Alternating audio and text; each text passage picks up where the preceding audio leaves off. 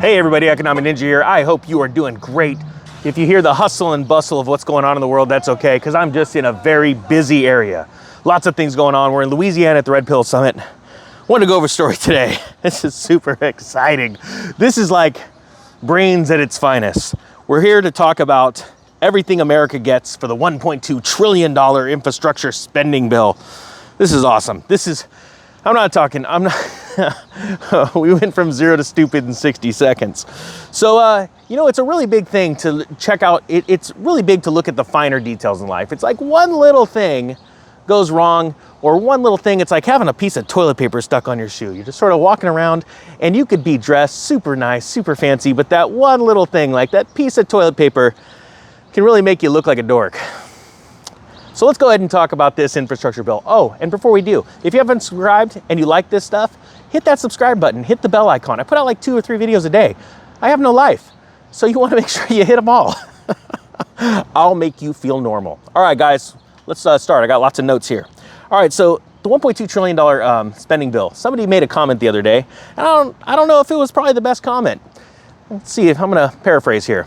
You know, you talk about all this bad things that are going to happen with all this money spending, but it's going to do a lot of good. It's going to put a lot of people to work. You know, I really want to stress this point. They like to salt a little bit of money in these things for the peasants to make them feel at ease, appeased. For all we know, that's probably a bot that's out there trying to appease the world, that this is good, this is good. But it really isn't. It's like income tax. Remember, they sold you income tax in the early 1900s because it was only for the wealthy. Well, how are y'all you wealthy people making $20,000 a year feeling? Not so wealthy. All right, here we go. So let's just go over a couple brief things. Let's see here. There's so much good stuff. Roads and bridges. Well, that sounds really good. Okay, so this is $1.2 trillion, right? So the headlining the 2,700-page bill's spending, roughly $110 billion of the new funds would go towards improving the nation's roads and bridges and investments and other major transportation programs. So, I know you guys understand that I'm from California, and I'll admit, we're a little wacky, but we got this thing called a high-speed rail program. This thing is awesome. It costs a lot of money. A lot of money's already been spent, right? And you know what they've got? They got about this much of it done. And I'll tell you what, it's super cool. It's about, 6 or 7 football field lengths, little bridge, solid. It's been in construction for a long time. My point being is this $110 billion is going to line a bunch of owners of big companies' pockets, and we aren't going to see a whole lot of work out of it. If you look at that, even that $110 billion, I'm just saying, guys, don't trade off this advice. I'm not a financial advisor. I'm just a dude with a bro hawking a dream and a really cool polo shirt. I don't think it's going to go all there, but we go in a little bit more. Public transportation. The package also includes the largest ever federal investment in public transit, allotting $39 billion to modernize systems, improve access for the elderly and people with disabilities, and repair more than 24,000 buses, 5,000 rail cars, and thousands of miles of track.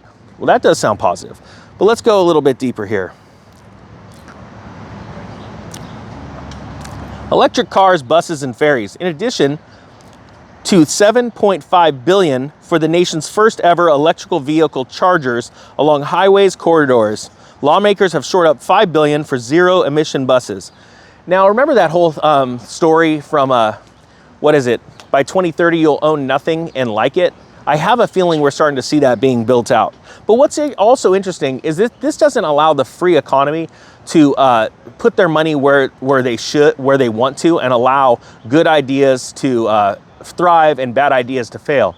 You see, when electric cars came out, companies that wanted to sell you their electric car, they had to figure out how to get charging stations, right? But what's happening now, in order to make their theory work, they had to figure out where to put charging stations in an area where you go, hey, that makes sense. I'll buy an electric car because there's charging stations everywhere, but it was at the company's expense, right? Because they wanted you to buy their car.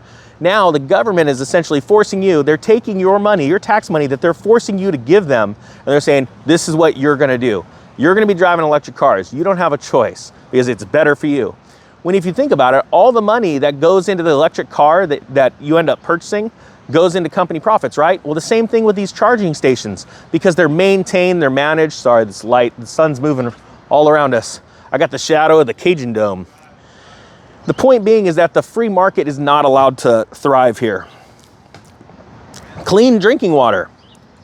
Following the high-profile water supply crisis plaguing cities like Flint, Michigan, legislation includes a provision for $55 billion to replace all the nation's lead pipes and service lines, representing the largest investment in clean drinking water ever.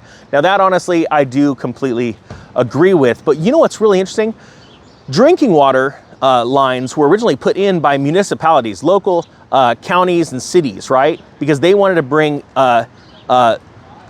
fresh water to the people, but of course that was at a cost. So why is the federal government jumping in here and saying, we'll pay for it? So again, more federal taxes going to pay for services where you don't necessarily live. It's like, why not let your city make good choices or bad choices, and then you either live in that city or move based off those choices? Again, even, you know, good ideas are not allowed to thrive, and bad ideas are allowed to die. And now it's not even, it's like, let's talk about Flint, Michigan. Bad city management is not allowed to die. And that's what's horrible, because like in certain states like California, people are moving because they do not agree with the politics, the taxes, the fees, the regulation, right?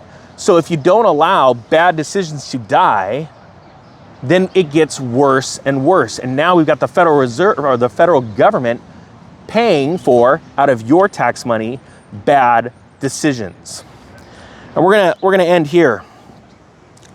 Road safety. The deal invested $11 billion in transportation safety programs, including a new program to help states and localities reduce crashes and fatalities in their communities, particularly among cyclists and pedestrians. So I have no idea what that means. Are we going to give cyclists and pedestrians the entire road and just tell the cars to sit off the side because, hey, they're going to be self-driving soon, so they're just going to like hover above them? I have no clue what that means. The point being is this: out of all this money that's being spent, only a very small percentage goes to the actual work. Most of it gets lined up in large contracts, multiple middlemen in between when the money gets doled out and when the project gets actually done. And we've seen this all throughout history. I gotta be honest with you, it's a little negative. I'm just being a little negative. All right, guys, I hope I look good today because I'm going to the Red Pill, and I asked a guy in the elevator if he thought I looked good, and he said, oh yeah. And I'm like, you tell me if there's something wrong, right? And he goes, oh yeah, I'm trustworthy. I hope he's telling the truth. With that being said, guys, the Economic Ninja is out.